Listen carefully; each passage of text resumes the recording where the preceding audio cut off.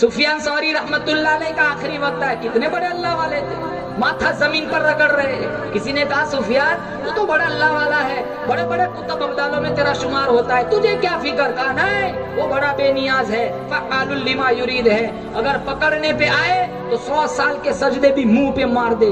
اگر قبول کرنے پہ آئے، وہ بنی اسرائیل کی فاحشہ تھی، کتے کو پانی پلایا، 10 قدم دور نہیں گئی تھی. اللہ نے فرمایا تو ہے تو بڑی سیاکار، تو ہے تو بڑی بدکار، لیکن تو نے میری ایک گنگی مخلوق کی پیاس بجھائی، جا جنت واجب.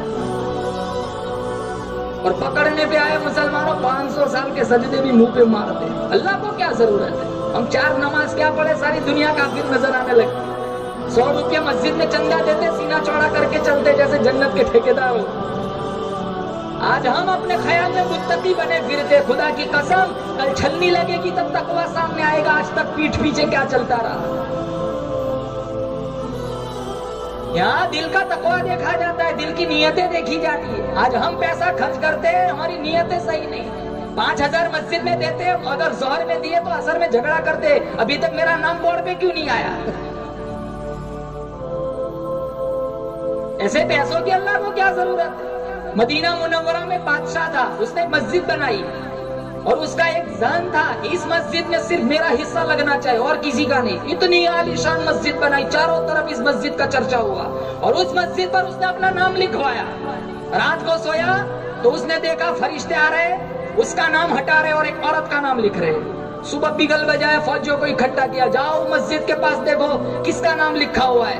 وہ سارے فوجی گئے، کہا بادشاہ علی جناب کسی عورت کا نام لکھا ہوا نہیں ہے، آپ ہی کا نام لکھا ہوا ہے. اگلے روز پھر سویا، پھر یہی خواب دیکھا، فرشتے اس کا نام ہٹا رہے، ایک عورت کا نام لکھ رہے. اس نے دوسرے دن پھر فوجیوں کو بھیجا، جاؤ دیکھ کیا ہو.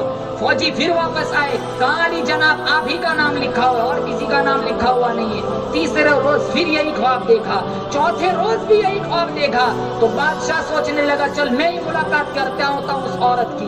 بادشاہ پہلے مسجد میں گیا، نام تو اسی کا تھا، عورت کا نہ تھا، لیکن عورت کا نام اس کے ذہن میں تھا. اس نے ڈھونڈا، ایک جھونپڑی میں بہت بری عورت تھی جس کا اشارہ اس کو خواب میں کیا گیا تھا. وہ بڑھیا کے پاس گیا اور بڑھیا سے جا کر کے پوچھا تو جانتی ہے یہاں علاقے میں ایک مسجد بنی ہے؟ کہا ہاں جانتی ہوں، بہت عالیشان مسجد بنی ہے. کہا سچ بولنا جھوٹ نہ بولنا، اس مسجد میں تیرا حصہ کیا لیا ہے، تیرا حصہ کیا لگا ہے؟ وہ عورت کہنے لگی غریب ہوں، ڈھنگ کی جھونپڑی بھی میرے پاس نہیں ہے، میں کہاں حصہ لگاؤں گی. ہاں ایک بات ہے. کہا کیا؟